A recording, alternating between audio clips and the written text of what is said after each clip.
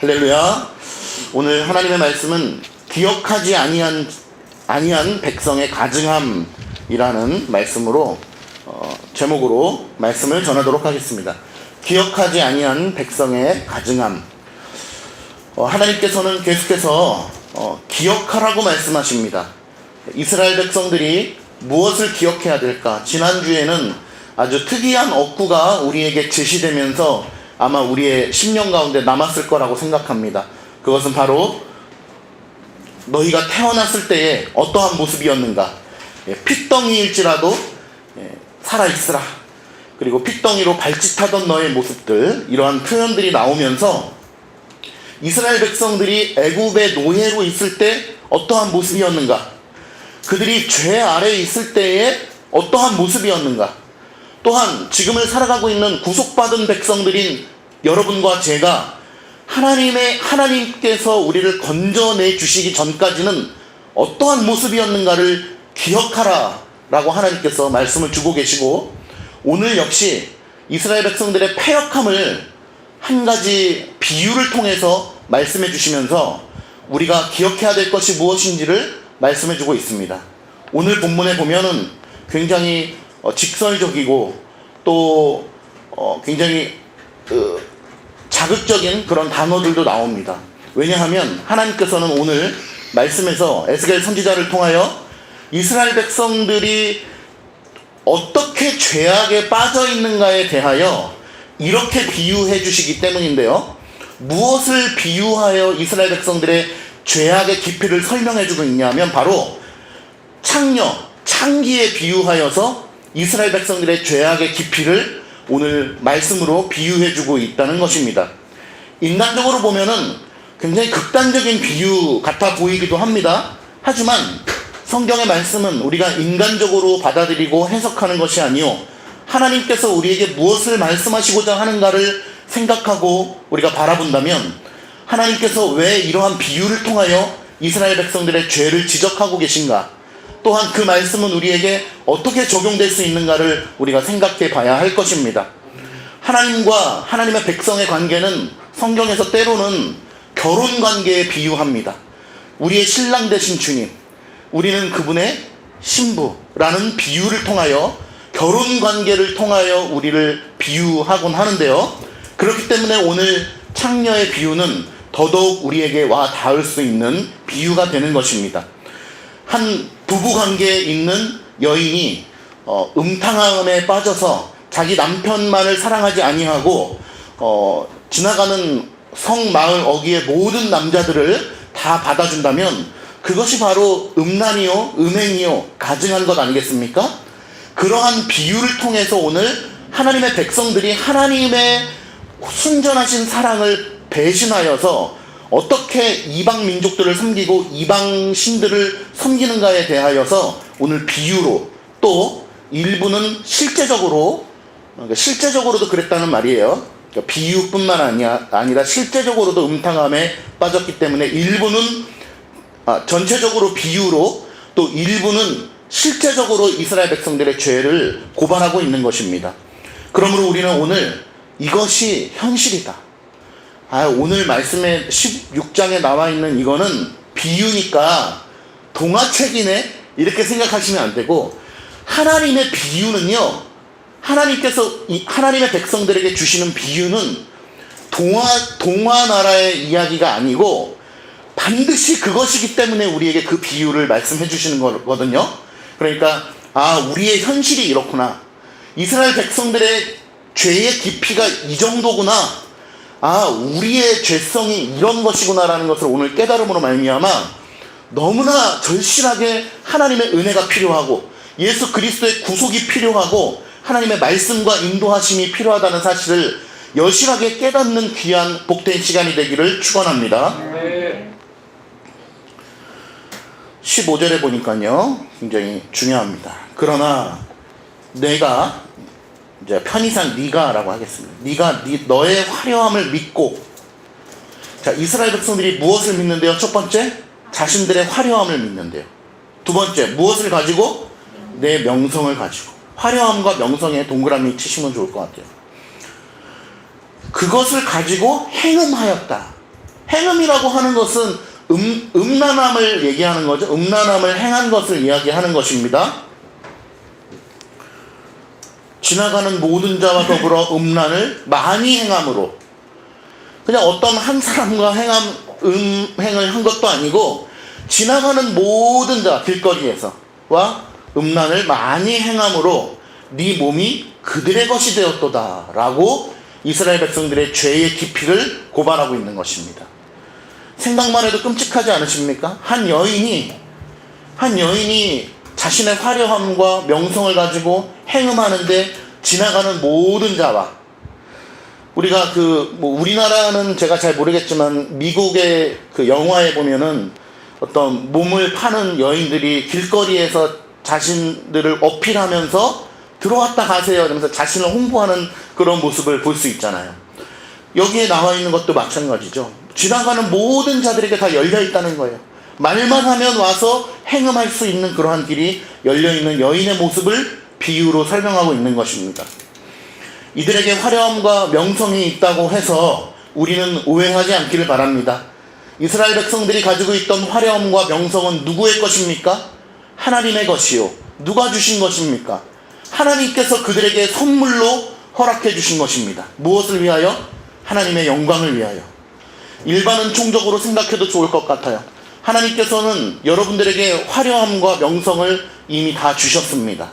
그러나 그 주신 목적은 무엇입니까? 일반은 총적 차원에서 하나님의 영광을 위하여 사용하라고 주신 것이죠.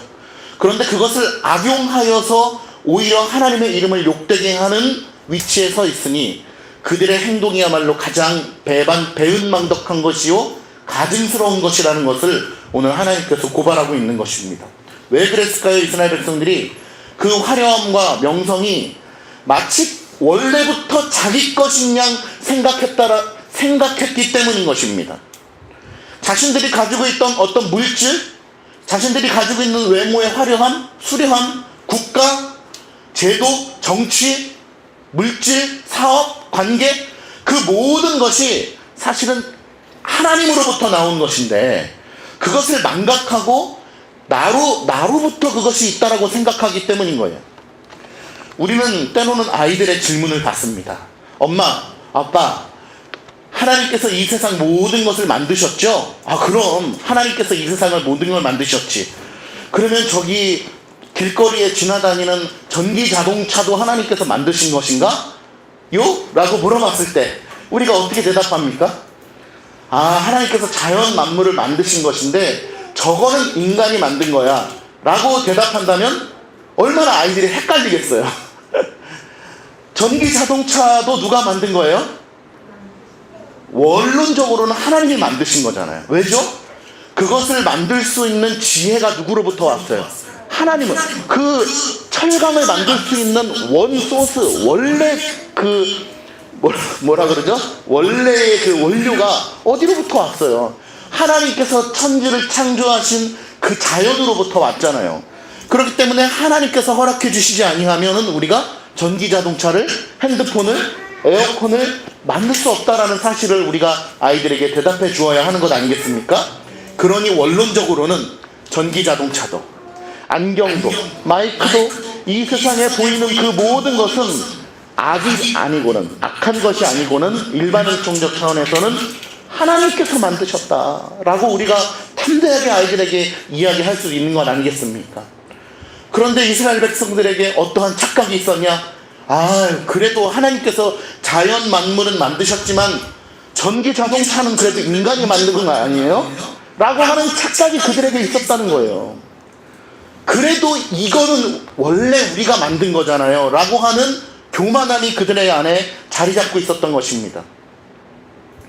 그것으로부터 출발하여서 결국엔 배은망덕함과 백성들의 가증함으로 인하여서 모든 것이 원래부터 자기 것인 양 생각하고 있는 교만함이 싹트기 시작할 때에 이들의 행음이 시작되는 것입니다. 그러므로 하나님께서는 오늘 말씀 가운데 백성들에게 훈계하시는 거예요. 너희들이 가지고 있던 그 화려함과 명성을 가지고 하나님을 배신하고 행음하는구나. 인간의 죄성은요, 누구나 다 자신의 화려함을 믿고 하나님을 대적하기를 기뻐합니다. 그러므로 인간은 특별히 하나님을 창조주 하나님이요 구속자 하나님으로 믿는 참된 백성들은 어떠한 자세를 가져야 되는가?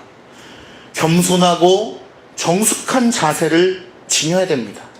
그래서 우리의 죄를 억제하고 절제할 수 있는, 제가 그 상담학과에 처음 들어갔을 때, 기독교 상담학과에 처음 들어갔을 때 그 H 교수님이라는 분이 계셨어요. 한 교수님이라는 분이 계셨는데, 그 교수님께 기독교 상담학과 1학년 첫 수업 첫 마디가 뭐였는지 제가 기억이 납니다. 그것은 뭐냐 하면 사람은 하고 싶은 말을 다 하고 살 수 없어.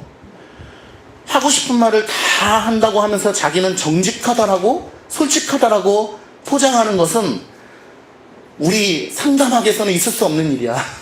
이런 얘기를 해줬던 기억이 납니다. 죄의 문제도 마찬가지예요.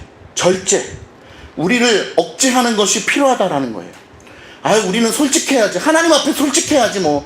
하나님, 제가 죄인인 걸 어떡해요? 그냥 죄 짓고 살게요. 라고 한다고 해서 되는 문제가 아니고, 하나님 앞에 은혜를 구하며 절제하는 것이 필요하다는 것입니다.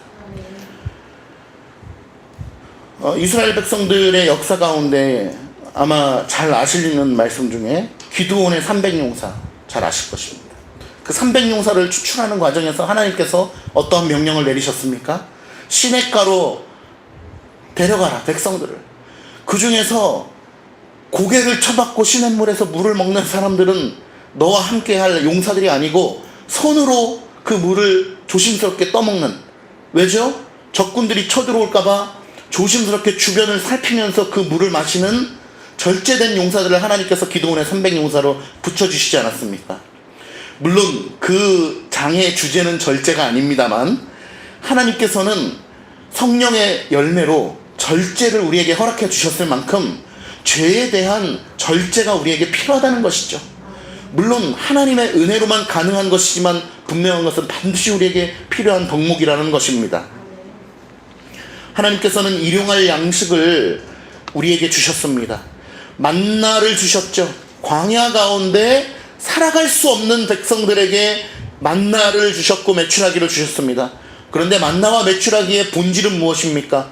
하나님께서 먹고 마실 만한 것을 주셨다, 먹고 자자 라고 하는 것이 그 음식의 본질이 아니죠. 그 본질은 무엇입니까? 하나님의 돌보심이죠. 하나님께서 너희들을 먹여주시고 입혀주시지 아니한다면 너희들은 살 수 없는 존재야라는 것을 깨닫는 것이 그 만나와 메추라기의 본질이잖아요. 여러분들의 사업을 통하여 그것을 깨닫지 못한다면 여러분의 사업이 무슨 소용이 있습니까? 여러분의 건강을 통하여 그것을 깨닫지 못한다면 우리의 건강이 무슨 필요 있습니까? 우리의 생명을 통하여 하나님의 그러한 깨달음을 얻지 못한다면 우리가 지금 살아있는 것이 무슨 소용이 있습니까?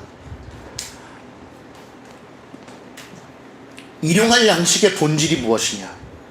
그러므로 오늘 하나님은 본문에서 이스라엘 백성들을 먹여주셨고 내가 너희를 입혀주었다라고 하는 것을 명시하시면서 이스라엘 백성들의 본질을 깨닫게끔 경고하고 계신 것입니다. 여러분, 우리도 그것을 깨달아야 돼요. 우리가 입고 있는 이 옷의 본질이 무엇입니까? 하나님의 보호하심이죠. 이 마스크를 보면서도 우리는 무엇을 깨달아야 돼요? 하나님의 보호하심을 깨달아야죠.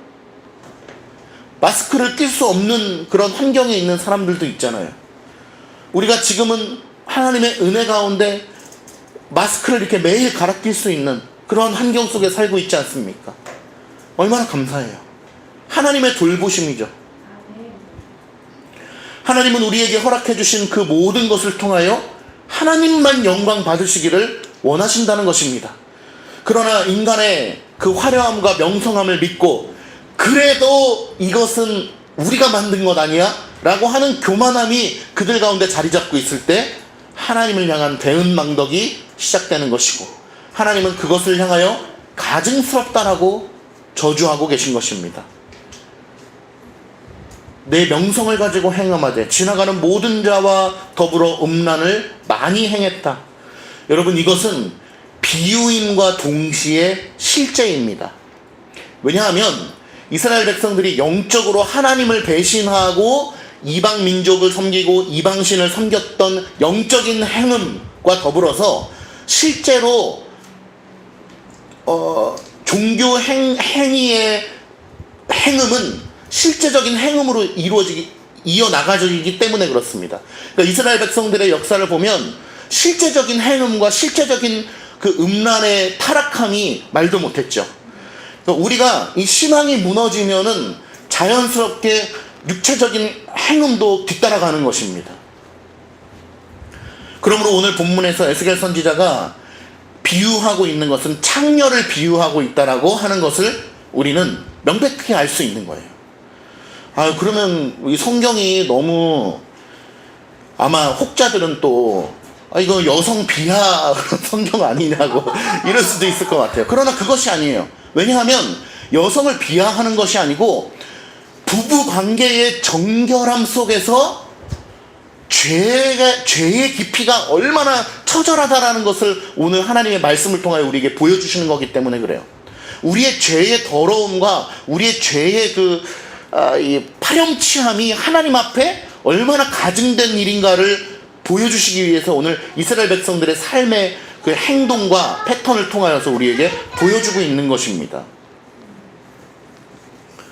이스라엘 백성들이 음녀와 같이 길거리에서 지나가는 남자들을 정부라고 하죠. 그러니까 자기 남자가 아니니까 지나가는 남자들을 모두 다 초청하여서 나와 행음하자라고 초청하고 있는 모습이 바로 이스라엘 백성들의 모습이라는 거예요. 하나님이신 우리의 유일한 신랑이신 주님을 대신하고 모든 이방 민족들을 섬기기를 기뻐한다는 것입니다. 왜? 눈앞의 이득 때문에, 눈앞의 안위 때문에. 우리가 그런 경험이 없어야 되겠지만 인생을 살다가 굉장히 낭떠러지에 서게 되는 경우가 있잖아요. 돈을 빌려야 된다든지 빚을 져야만 되는 상황들, 아니면 누군가에게 도움을 청해야 되는 그런 상황들, 낭떠러지에 서 있는 경우를 아마 경험해 보신 적이 있을 겁니다. 낭떠러지에 서 있으면 어떤 행동 패턴이 생기냐면 누군가에게 전화를 해서 부탁을 할 용기가 막 생깁니다. 내가 어떻게 부탁하겠어. 내가 어떻게 자존심이 있지 저 사람한테 전화해서 부탁하겠어. 내가 어떻게 저 사람한테 찾아가서 무릎을 꿇고 부탁하겠어 라고 하던 것이 싹 사라져요. 무릎을 꿇어서라도 평소에 전화를 하지 않던 사람에게도 전화해서 나를 좀 도와줄 수 있느냐라고 절실하게 할 수 있는 용기가 생깁니다. 왜죠? 다급하기 때문에. 여기서 더 이상 물러날 곳이 없기 때문에 그런 것이죠. 이스라엘 백성들도 자신들의 안위가 걱정되기 때문에 여러 이방 민족들과 손을 잡는 것입니다. 하나님에게 온전히 의지하는 것이 아니고 여러 이방 민족들에게 손을 펼치며 우리를 지켜줄 수 있느냐, 우리와 화친을 맺자, 우리와 좀 사이좋게 지내자라고 하면서 여러 이방 민족들과 함께 짬뽕이 되는 것입니다.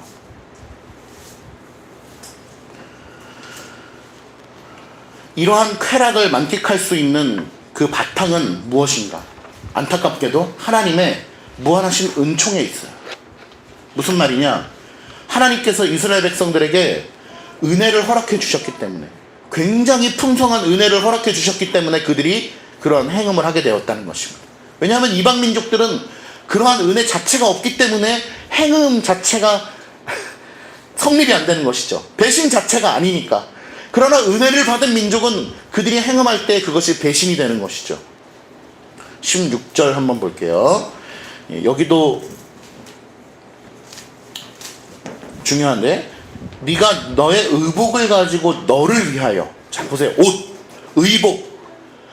의복이 제가 방금 말씀드렸죠. 우리가 입고 있는 옷의 본질이 무엇입니까? 하나님의 돌보심이에요. 내가 이렇게 좋은 걸 샀어, 입고 다니, 옷은 내가 산 거지 라고 하는 순간 교만의 선봉이에요. 아주 패망으로 가는 것입니다. 하나님께서 사준 게 아니고 옷은 내가 돈을 벌어서 산 거 아니야 라고 하는 순간 이게 교만인 거예요. 이 옷감이 어디로부터 나옵니까? 옷을 살 수 있는 돈을 내가 어떻게 벌 수 있습니까? 누가 옷을 사줍니까? 다 하나님으로부터 온 것을 우리가 기억하지 못하면 그 인생이 패망으로 간다는 것입니다.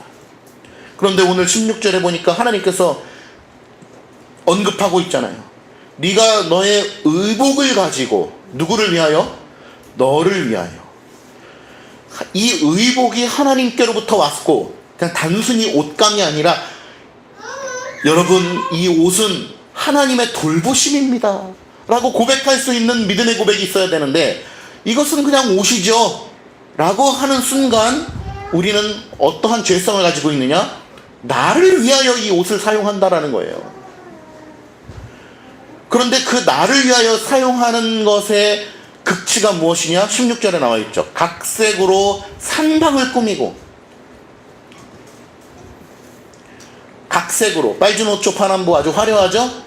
예쁜 색깔들로 산당을 꾸민다라는 거예요. 산당이 무엇입니까? 이방신. 그러니까 우리나라로 따지면은 아주 이해하기 쉽죠? 옛날에, 요즘에는 많이 없지만 산에 가면은 굿하기 위해서 어떤 귀신을 섬기기 위해서 나무 같은데 아주 빨간색, 파란색 이런 줄을 매달아 놓고 화려하게 꾸며 놓잖아요. 그러한 산당을 꾸미고 거기에서 행음하였다 라고 정죄하고 있습니다. 화려하게 꾸며놨다라고 하는 것은 아마 예나 지금이나 그 행음의 아주 대표적인 양상인 것 같아요. 인덕원역 하면은 뭘로 유명한지 아세요?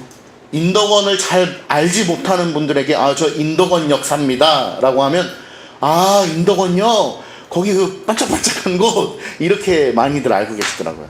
인덕원역 하면 약간 비즈니스 이 번쩍번쩍 그런 게 많이 있는 동네이기도 합니다. 저 인덕원역 사거리에 가면은. 그런데 한 블럭 가면 과천이거든요. 과천 어떤지 아세요? 과천은 유흥가가 한 개도 없는 시입니다. 그게 과천시의 특징이죠. 유흥가 반짝반짝 빨간색 파란색이 돌아가는 거 이런 게 한 개도 없는 시예요. 과천시가. 왜 그런 배경이 됐는지는 저도 잘 모르겠어요. 아무튼 과천시의 그 자부심이더라고요. 근데 인덕원역, 평촌역 가면 얼마나 번쩍번쩍한지 몰라요. 그 유흥과 어떤 색스러움과 그리고 그 음행의 양상은 고대나 지금이나 비슷한 것 같아요. 번쩍번쩍하고 눈에 잘 띄게 해놓고 화려하게 해놓는다는 것입니다. 그래서 옛 성경에 보면 색스러운 산당이다라는 말도 표현하고 있는 것이죠. 산당들은 정결하고 평범하게 예쁘게 생긴 집과 구별되도록 요란하게 꾸며놨다는 거예요. 빨갛게, 파랗게, 반짝반짝, 눈에 잘 띄게 높은 곳에다가 그렇게 색칠한다는 것입니다. 그것을 보여서 많은 남자들이 들어오게끔 하는 그런 음행의 모습을 16절에서 비유하고 있는 것이죠. 그런데 16절 마지막에 가니까 어떤 고백을 합니까? 이런 일은 전무후무하다라고 이야기합니다. 전무후무. 1차적인 사전적 의미는 여러분들이 잘 아실 것 같고요. 근데 오늘 성경에서 이야기하는 전무후무라고 하는 것은요, 더 깊은 뜻이 있는데 그것은 무엇이냐 하면 바로 앞에도 없었고 뒤에도 이런 일이 없었다라고 하는 것은 1차적인 의미입니다. 왜냐하면 사실은 이전에도 이런 일이 있었고 앞으로도 있었고 앞으로도 또 있을 것이기 때문에 그렇죠. 지금은 이런 일이 없습니까? 있죠, 당연히. 더하죠. 그렇기 때문에 오늘 전무후무하다라고 하는 것은 무슨 뜻이냐면 은혜를 입은 이스라엘 백성들의 그 패역함과 음탕함이 원래부터 무절제한 이방 민족보다 더하다라고 하는 뜻을 내포하고 있는 것입니다. 우리나라 속담으로 얘기하면 늦게 배운 도둑이 뭐라 그러죠? 그 다음 말? 날 새는 줄 모른다라고 하잖아요. 은혜를 입었던 백성들이 뒤늦게 음탕함을 입어가지고 날 새는 줄 모르고 더 무절제한 것입니다. 그러니까 이방 민족들이 하나님을 대적하는 것보다 더한 거예요. 이들의 죄악이. 이해가 되시죠? 이들은 어떤 처지입니까? 아무도 이 여인들을, 이 음탕한 여인들을 돌봐주지 않습니다. 길거리에서, 오늘 성경에 나와 있는 표현이니까 그렇게 극단적인 표현을 제가 좀 써볼게요. 길거리에서 다리를 벌려 모든 정부들을 초청하고 있는 그러한 음탕한 여인을 보면서 누가 가서 아이고 참 귀하신 분이십니다 라고 얘기하지 않는다는 거죠. 누구에게도 버려졌고 누구에게도 함부로 대할 수밖에 없는, 누구도 그를 쉽게 여기는 그러한 버림받은 처지를 오늘 16절 17절에서 묘사하고 있는 거예요. 왜? 하나님을 버렸으므로 모든 이들에게 버림을 받은 이스라엘 백성들의 처지를 설명하고 있는 것입니다. 길거리에 있는 그 여인들, 오늘 본문에 나와 있는 여인에게 무슨 자유가 있습니까? 자유가 있다고 볼 수도 있죠. 그러나 그에게 남아있는 자유는 죄의 자유밖에 없어요. 노예의 자유밖에 없는 것입니다. 하나님을 떠난 자의 삶의 모습은 바로 그 노예의 자유밖에 없는 거예요. 마치 자기가 자유인 것처럼 착각하지만 그것은 죄의 카테고리 안에서의 자유일 뿐인 것이죠. 이리 가나 저리 가나 죄일 뿐이고 이리 가나 저리 가나 버림받은 존재일 뿐인 것입니다. 17절 말씀 한번 같이 읽어볼게요. 시작. 내가 준 금, 은, 장식품으로 너를 위하여 남자 우상을 만들어 행음하며. 자 보세요. 또 누구를 위하여? 너를 위하여. 우리에게 베풀어 주신 하나님의 그러한 일만 은총적 차원의 은과 금과 장식품들, 우리에게 베풀어 주신 화려함과 명성들이 다 누구를 위하여 존재하는 것입니까? 하나님의 영광을 위하여 사용되어져야 되는 것이죠.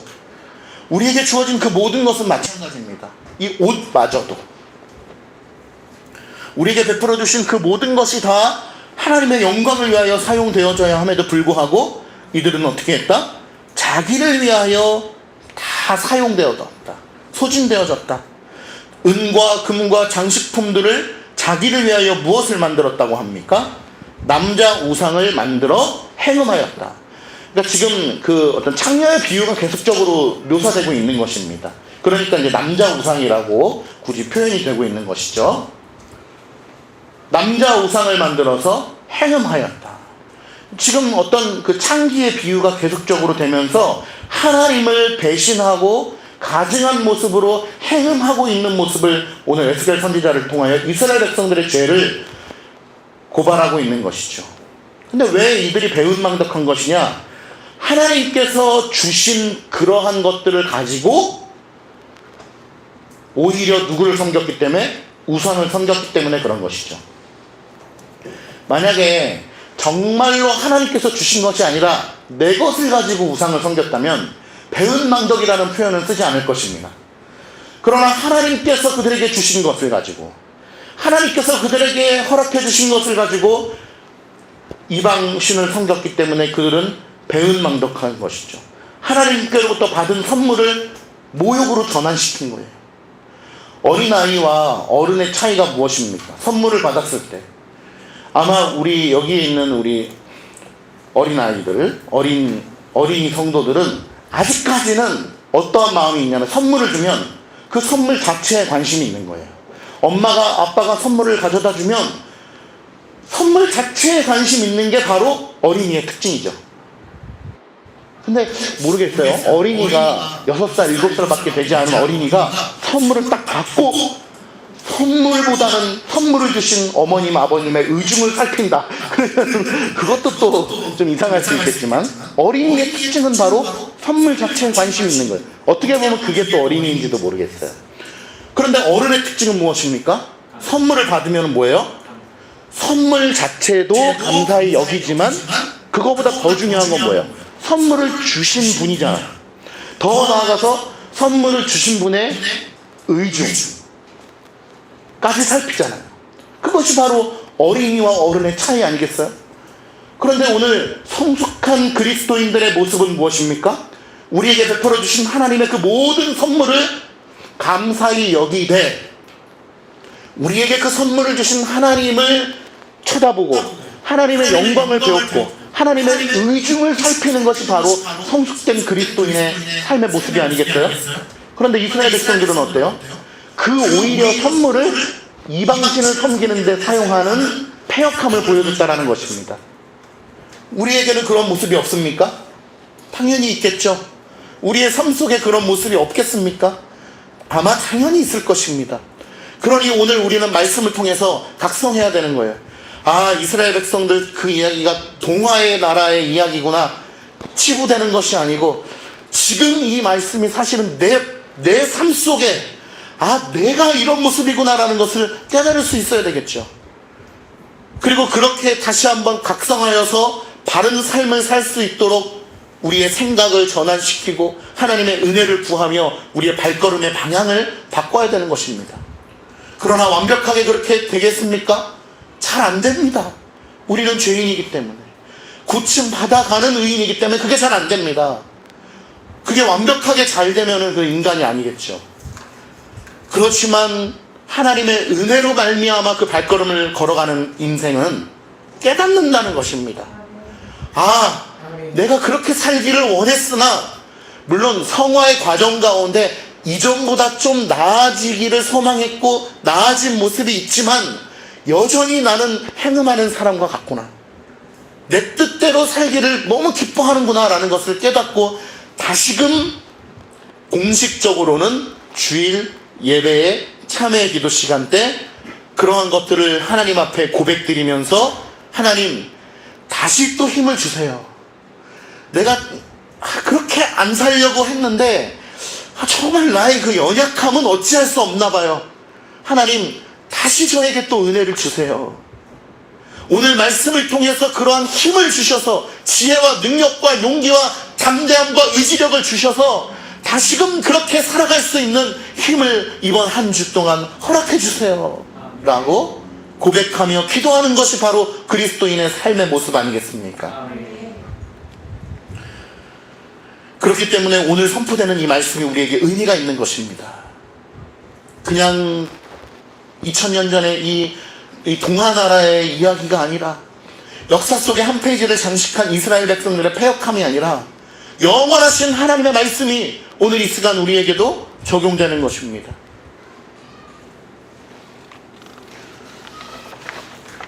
18절 보면 19절 보면 또 네 수놓은 같은 말씀들이 반복이 돼요.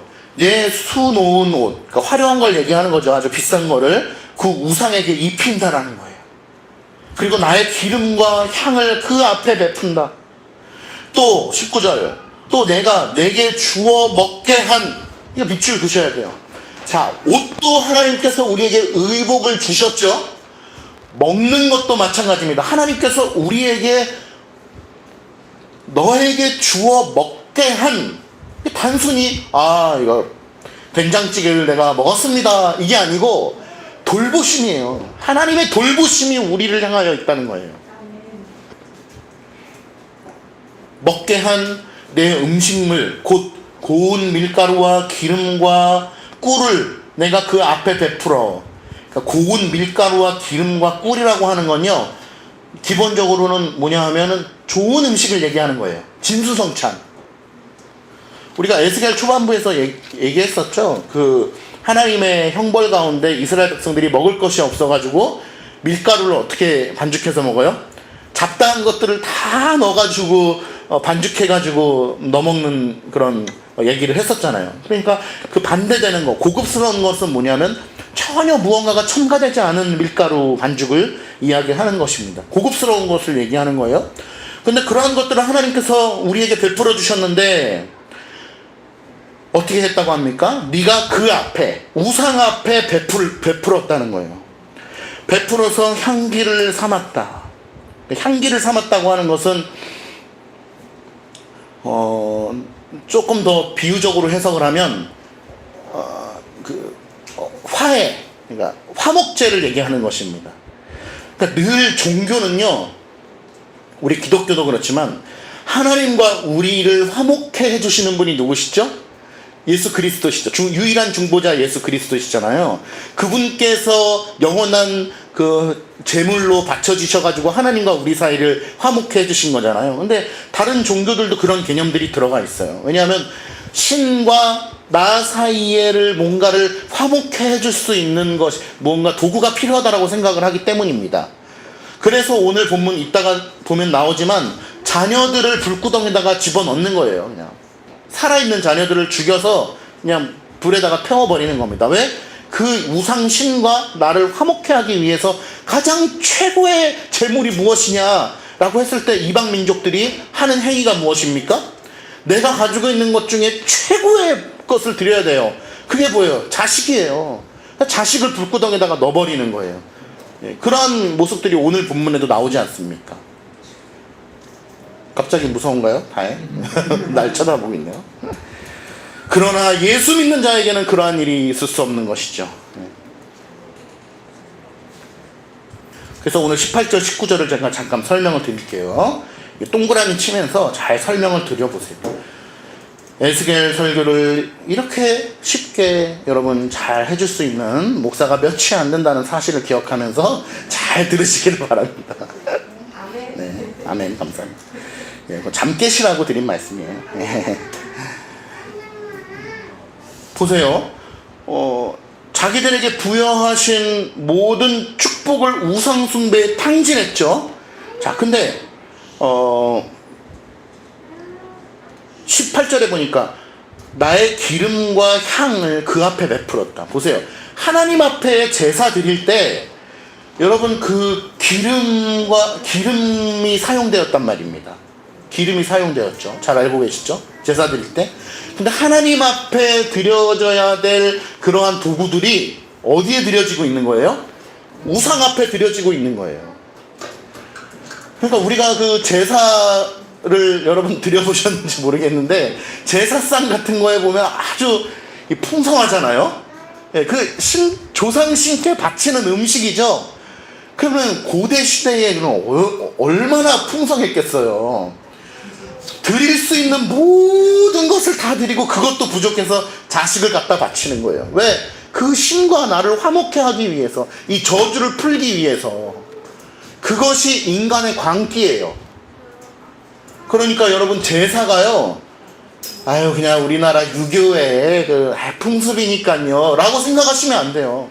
이 고대 때부터 내려오는 이방 신에게 올려드리는 그 제사의 그 풍습인 거입니다. 그게 어떤 무언가를 올려드리려고 하는. 그러니까 그냥 우리 부모님, 돌아가신 부모님을 존경하는 마음으로 이렇게 식사 차려드리고 한번 존경하는 마음으로 절하는 것뿐이에요 라고 얘기할 문제가 아닌 거예요. 이게 사실은 대단히 중요한 문제입니다. 이스라엘 백성들이 그러한 모습들을 가지고 본질적으로 똑같거든요. 자식을 갖다 바치는 거랑 본질적으로는 똑같은 것입니다. 하나님이 볼 때는. 그러니까 하나님을 배신했다라고 하는 의미에서는 굉장히 동일선상에 서 있기 때문에 오늘 이스라엘 백성들도 문제가 되는 것이죠. 오늘 보면 기름과 향을 그 앞에 베풀고 또 내게 주어 먹게 한 음식물, 하나님께서 우리에게 잘 건강하게 먹고 잘 살라고 주신 음식물, 고운 밀가루와 기름과 꿀을 우리가 먹어야 되는데 그 우상신에게 바쳐가지고, 저 같은 사람은 더 아깝죠. 이게 보면 이걸 우리가 먹어야 되는데 건강하게 그냥 먹으면 되는데 우상신에다가 갖다 바치는 거예요. 바쳐가지고 그것을 향기를 삼았다. 우상신과 나 사이에 화목 제물로 갖다 바치는 거예요. 음식물 갖다 바쳐가지고 우리 좀 잘 봐주세요. 그래도 막 진노가 안 풀린 것 같아. 자식도 갖다 바치는 거죠. 너희가 그렇게 했다라고 하는 것을 18절 19절에 이야기하고 있는 것입니다. 그런데 이스라엘 백성들이 할 말이 있었어요. 그게 무슨 말이냐면요, 이따가 얘기를 드려야 되겠네. 자식도 갖다 바쳤다고 했잖아요. 그것에 대해서 이스라엘 백성들이 할 말이 있었어요. 뭔지 딱 감이 오시죠? 하나님의 사람 중에 자식을 갖다 바치려고 했던 사람이 있었잖아요. 그죠? 그래서 그 이야기를 조금 이따 드리고, 우상 숭배를 위하여 자신들의 것을 드리는 이스라엘 백성들의 그 행위는 너무나도 더러운 배은망덕한 행위였다.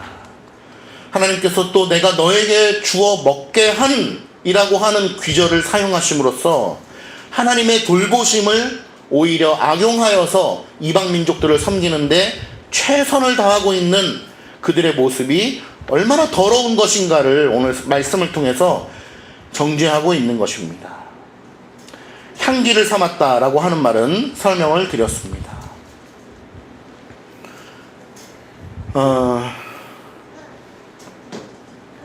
20절 볼게요.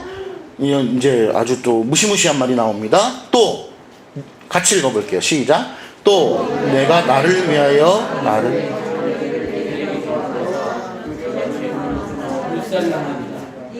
오케이. 자, 니들이 나를 위하여 낳은 너희의 자녀, 보세요. 하나님께서 말씀하시는 거예요. 나를 위하여 낳은 자녀. 여러분, 우리 여기 채은이, 하은이, 우리 다경이 있는데, 지금은 3명만 있는데, 이 자녀들이 누구를 위하여 낳은 거예요? 하나님을 위하여 낳았다라는 하는 의식을 분명히 가져야 돼요. 그리고 하은아, 너는 누구 거야? 하은이는 누구 거야? 다경이는 누구 거예요? 이 의식을 분명히 가지고 있어요. 그렇지 않으면 우리의 인생은 패망이에요. 하은이는, 다경이는, 채은이는 하나님의 것이에요. 우리 모두는 다. 그런데 하나님을 위하여 낳아진 아이들이 그들에게 우상들에게 데리고 가서 뭘로 바쳐졌대요? 제물로 삼아서 불살라졌다는 거예요. 이러한 일들은 실제로 있었던 것으로 우리가 알고 있습니다.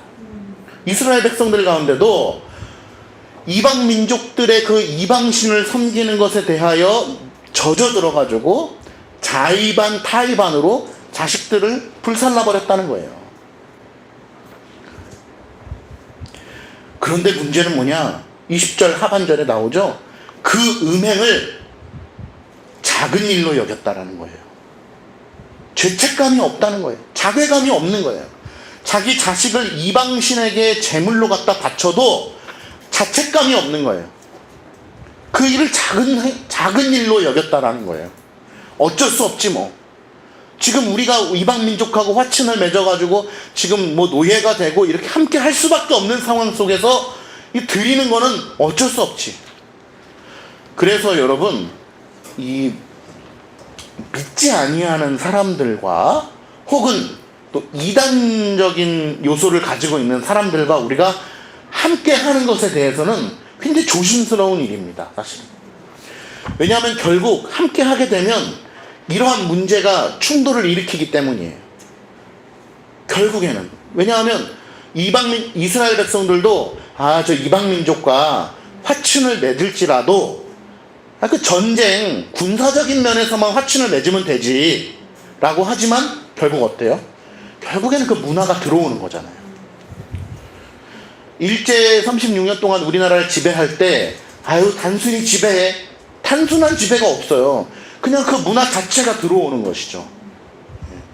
그리고 우리가 어떤 그 미국과의 어떤 그 친화적인 그런 부분들도 또 그냥 영향을 받는 게 아니잖아요. 영향을 많이 받게 되잖아요. 주변 나라들과 영향을 많이 받게 된다는 거죠. 가까운. 우리나라가 중국이나 일본의 영향을 많이 받죠? 저기 멀리 있는 프랑스의 영향을 많이 받진 않잖아요.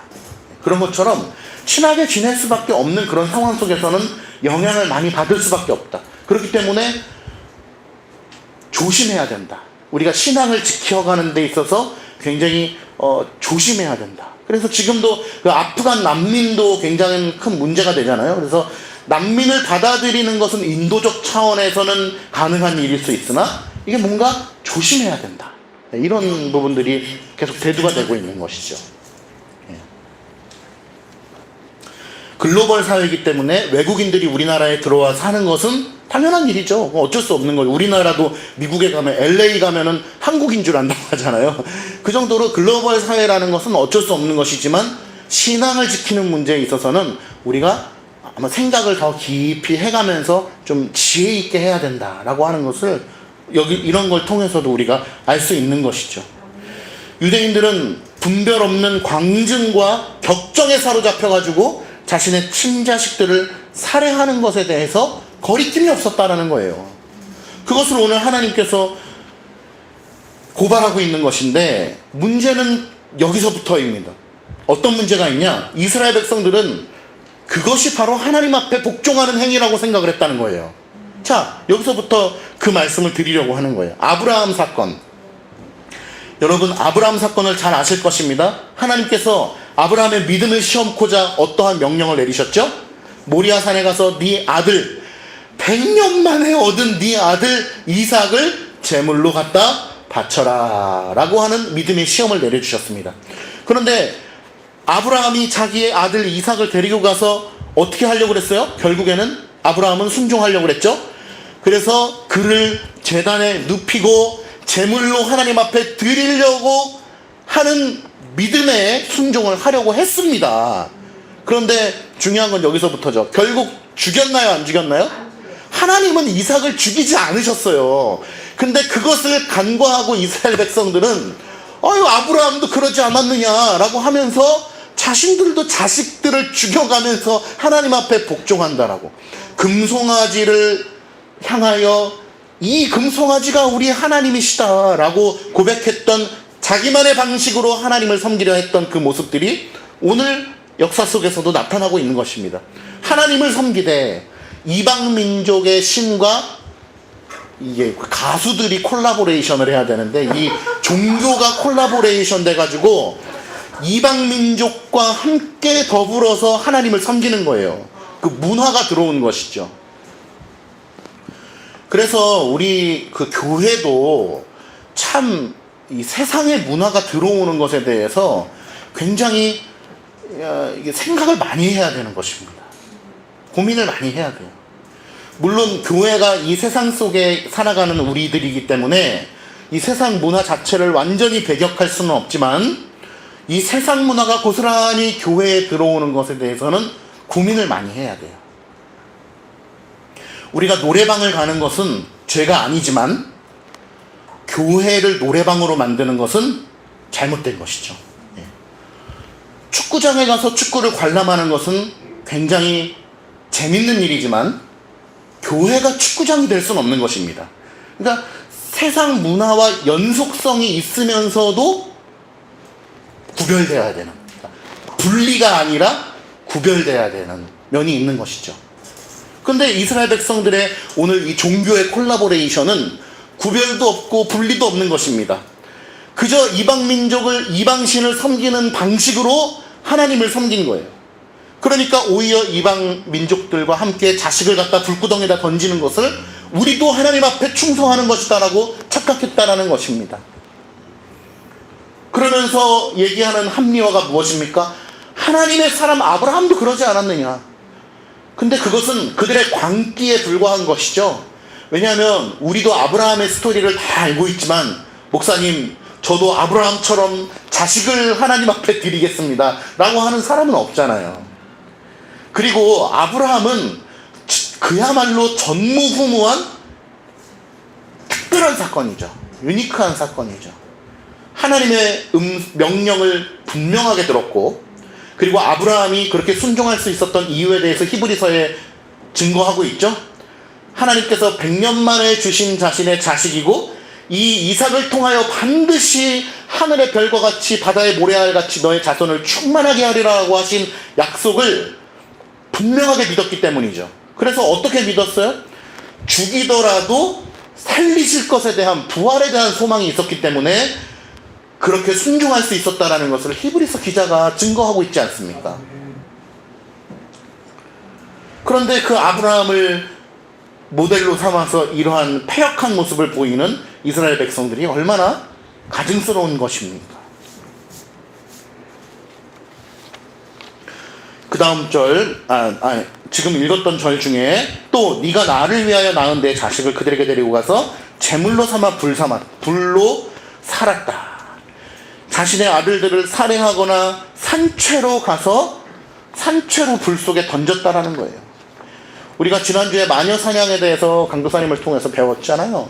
근데 마녀사냥을 보면서 굉장히 어리석고 어이없었던 일들 중에 하나가 바로 그것이죠. 어떤 형벌을 내리는데 네 몸이 상하면, 그러니까 몸이 상하지 않아야 이게 마녀잖아요. 그죠? 마녀사냥할 때 보면은 만약에 뾰족한 것이 지나갔어요. 근데 마녀면은 안 상해야 되잖아, 몸이. 안 상했으니까 마녀면 어떻게 해야 돼요? 마녀니까 죽여야 되죠? 예. 근데 몸이 상할 수밖에 없잖아, 인간이니까. 근데 몸이 상하면 또, 아이고, 죽었네. 아이고, 마녀가 아니었네. 그런 걸 우리가 보게 되었잖아요. 그러한 문화가 이 안에도 있었어요. 예를 들면, 우리 아이들을, 자, 너 다니엘처럼 불구덩이를 한번 지나가 봐라. 라고 하는 거예요. 다니엘처럼. 그러면 온몸이 타서 죽으면, 아이고, 죽었네. 어쩔 수 없었고. 안 죽었다? 그러면 너 하나님의 사람이다. 라고 하면서 인정을 해주는. 그러니까 말도 안 되는 그런 패역함이 그들 가운데 있었다라는 것이죠. 다니엘을 보고서 그렇게 했는지는 모르겠어요. 그러나 말도 되지 않는 패역함이 그들 가운데 계속해서 있었다라는 것이죠. 여러분, 우리가 우리의 자녀를 어떻게 훈육해야 되겠습니까? 이제 가장 여기 있는 우리 4살 손 들어보세요. 4살. 4살 손 들어봐. 4살. 5살 손 들어보세요. 어디 갔어요? 5살은? 예. 자, 이제 4살부터 5살, 이제 4살 우리 어린이들은 5살이 되면 어떻게 예배 드려야 되겠어요? 여기서 함께 이제 예배 드려야 돼요. 알겠죠? 내년부터. 알겠어요? 모르겠어요? 5살이 되면은? 알겠죠? 네. 노은이랑 하영이랑 또 다윤이 다 이제 예배 드리고, 그리고 이제 예배 드리다가 정 안 돼서 밖으로 나간, 그건 어쩔 수 없죠. 네. 근데 5살부터는 처음부터 우리 찬송할 때도 같이 하고, 그 사도신경 할 때도 같이 하고, 예. 저렇게 좀 찡찡거려도 찬송할 때 같이 하고, 예. 그러다가 이제 설교 때 너무 좀 힘들면 그때는 좀 나가고, 예. 요런 방식으로 좀 하도록 하겠습니다. 우리 언니 오빠들이 또 많이 도와주세요. 예, 다경이하고 하은이하고 채연이 오빠가 또 잘 도와주면은 아마 잘할 수 있을 거라고 믿습니다. 그렇게 예배를 배워가야 돼요. 불구덩이에다 던지는 게 아니고 예배를 가르치고 믿음을 가르치고 우리가 보여주어야 되는 것입니다. 기도하는 모습을 보여주고, 여러분들의 가정도 가장 화목하고 기쁘고 즐거워야 하지만 또 엄마 아빠가 기도하는 모습을 보여줘야 돼요. 기도하는 모습을 보고 자란 자녀는 기도하게 됩니다. 그리고 말씀을 보며 자란 말씀을 보는 부모 밑에 자란 자녀는 말씀을 보게 돼요. 밥상 교육이라고 하는 게 무섭지 않습니까? 학교 가서 배우는 것도 중요하지만 밥상 교육이 중요해요. 그래서 집에서 부모가 어떠한 모습을 보여주었냐라고 하는 모습이 중요하다는 것이죠. 그런데 그러한 것을 가르치기는커녕 이스라엘 백성들은 어찌했습니까? 이방 민족과 결탁하여서 이방신을 섬기듯이 한 것입니다. 금송아지도 마찬가지잖아요. 이방 민족의 문화가 그들에게 깃들어져 가지고 무언가를 만든 거예요. 그 전까지는 그런 게 없었단 말입니다. 근데 금을 모아서 그런 것들을 만들어낸 것이죠. 그러나 이러한 패역함 가운데도 하나님께서는 자신의 백성들을 남겨주셨다는 사실을 우리가 잊어서는 안 될 것입니다. 21절에 보니까 나의 자녀들을 죽여 우상에게 넘겨 불 가운데로 지나가게 하였다. 자신들의 자녀를 불 가운데로 지나가게 만드는 그러한 패역함이 있었음에도 불구하고 그들은 죄책감이 없었다라는 거예요. 자신들의 죄악을 작은 일로 여겼다. 그러니까 22절에 경고하고 있습니다. 네가 어렸을 때에 벌거벗은 몸이었으며 피투성이가 되어서 발짓하던 것을 기억지 아니하였기 때문에 지금 이렇게 된 것이다. 네가 모든 가증한 일과 음란을 행하였다. 왜? 기억하지 아니하였기 때문에, 우리가 하나님께서 우리를 신부 삼아 주실 때, 우리를 구속해 주실 때, 우리가 태어났을 때, 애굽의 노예로 있을 때에 어떠한 상태 속에서 구출되었는지를 깨닫지 아니한다면 우리는 이러한 패역한 길로 갈 수밖에 없다는 것입니다. 여러분이 예수 그리스도를 믿음으로 말미암아 구원받기 전과 구원받은 후의 모습이 얼마나 확연하게 다른가, 그러한 것들을 우리가 깨닫지 못하면은 예수 그리스도의 필요성이 절감되는 것이죠. 그래서 우리같이 이 어려서부터 믿는 우리 어린 친구들에게 더없이 중요한 교육이 바로 세례요, 성찬인 것입니다. 만약에 어떠한 체험을 통해서 나는 예수 그리스도를 믿지 않았는데 갑자기 예수님을 믿고 돌아오게 되었습니다. 저는 옛날에는 사람도 죽이고 도둑질하고 아주 죄 가운데 살았지만 예수 그리스도를 믿음으로 말미암아 이러한 영광의 삶을 살게 되었습니다라고 하는 간증의 삶이 있는 사람들은 그러한 것을 기억하면서 또 믿음을 유지해 가기도 하거든요. 근데 물론 그것을 의지한다라는 것은 성경적이지 않지만 인간적으로는 그럴 수도 있습니다. 그런데 어려서부터 이렇게 믿은 사람도 있잖아요. 우리 중에 또 모태신앙도 있고, 이런 분들에게는 예수님을 안 믿었던 때가 없단 말이에요. 우리 하은이나 채훈이나 로운 이런 나중에 커서 생각할 때 나는 그냥 눈 떠보니까 교회에 있었는데 예수님을 안 믿었던 적이 없는데 라고 하는 사람들은 이러한 것을 잘 이해를 못할 수도 있어요. 물론 성령 하나님께서 깨닫게 해주시지만, 그렇기 때문에 세례에 대한 교육과 성찬에 대한 교육이 대단히 중요한 것입니다. 이제 조만간 우리 세례에 대한 설교를 시리즈를 다시 한번 하고 이준이가 유아 세례를 받아야 될 때가 왔습니다. 그 세례는 각 개인의 일이기도 하지만 교회의 일이죠. 그렇기 때문에 우리가 온 교회가 또 세례에 대한 말씀을 다시 한번 상기하여서 하나님의 구원의 은혜가 우리에게 가시적으로 어떻게 표현되고 있는지를 다시 한번 기억하고 배우면서 하나님의 은혜를 상기하였으면 좋겠습니다. 23절, 24절, 25절은 쭉 읽어보시면 될 것 같아요. 26절에 보니까 하체가 큰 내 이웃나라 애굽 사람과도 음행한다라고 합니다. 하체가 크다라고 하는 것은 그들의 탐욕과 그들의 죄악과 그들의 어떤 정욕이 아주 이 비만스럽게 이 탐욕으로 덕지덕지 붙어있다라고 하는 것을 이야기하는 것입니다. 그러니까 애굽 사람과도 음행하고, 뒤에 가면 또 다른 나라하고도 음행하고, 이 나라 저 나라 이방 민족들과 다 달라붙어서 콜라보레이션 해가지고 음행을 저지르는 것입니다. 왜? 자기네 나라가 약하기 때문에, 이스라엘 백성들이 약하기 때문에 이쪽에 가서 구걸하고 저쪽에 가서 구걸하고, 우리랑 화친을 맺을래요? 우리랑 평화조약을 맺을래요? 우리 좀 보호해 주실래요? 우리랑 좀 친하게 지낼래요? 다 화친을 맺으며 돌아다니는 거예요. 왜? 우리 좀 보호해 달라고, 친하게 지내자고. 마치 힘이 없는 친구가 어떤 힘센 친구한테 가가지고 친하게 빵 한 조각이라도 주면서 나랑 좀 친하게 지낼래? 그러면서 자신의 안위를 살피는 것과 같이 이스라엘 백성들이 그러한 비굴한 모습을 통해서 지금 신앙을 팔아먹고 있다는 것입니다. 27절 보니까 그러므로 네가 내 손을 내 위에 펴서 내 일용할 양식을 감하고, 일용할 양식을 감한다는 것이 얼마나 무서운 말입니까? 땅을 황폐하게 만든다는 것이죠. 우리가 농사를 짓거나 나무 열매를 심어가지고 하나의 수확물을 맺기 위해서는 시간이 필요하죠. 오늘 심어가지고 내일 이렇게 먹을 수 있는 것이 아니지 않습니까? 그런데 그러한 시간들을 없애버리고 땅을 황폐하게 만든다는 것입니다. 왜? 그들의 패역함 때문에. 28절 네가 음욕이 차지 아니하며 아수르 사람과 또 행음한대요. 하나님을 팔아먹고 또 실제적인 행음도 연결이 되어지고 그들과 행음하고도 아직도 부족하게 여겨요. 세상의 것으로 만족할 수 없는 것입니다. 어떤 성적인 그러한 유혹과 성적인 이 행음을 가지고도 만족이 되지 않아요. 이방 민족과 화친을 맺어도 만족이 되지 않습니다. 이방스러운 그런 문화가 하나님을 섬기는 그 백성 가운데 들어와도 만족이 되지 않는 것이죠. 또 부족하다고 느끼는 것입니다. 29절 장사하는 땅 갈대아까지 가서 갈대아 민족은 어떤 민족입니까? 에스겔 초반부에도 계속 나왔지만 살육 기계들이잖아요.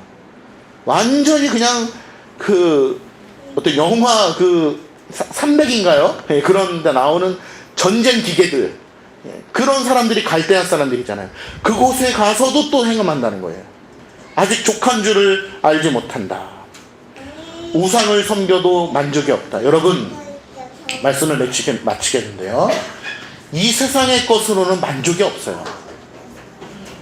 먹으면 먹을수록 갈증이 나고 맛보면 맛볼수록 부족해요. 돈을 우리가 살아가는 데 있어서 필요한 만큼 있어야 되겠지만 돈은 악한 것이 아니죠. 돈은 있어야 됩니다. 중요한 것입니다. 그러나 우리가 그 돈을 섬기면 어때요? 돈을 집착하여 살아가면 어때요? 만족이 없죠. 아마 이미 다 우리의 인생 가운데 그런 것들을 경험하셨을 줄 믿습니다. 이 세상에서는 돈이 가장 중요한 것으로 여겨집니다. 돈은 반드시 필요한 것이에요. 그러나 하나님과 그것을 대등하게 논다면 우리는 굉장히 파멸의 길로 갈 수밖에 없다는 것이죠. 말씀의 결론을 맺겠습니다.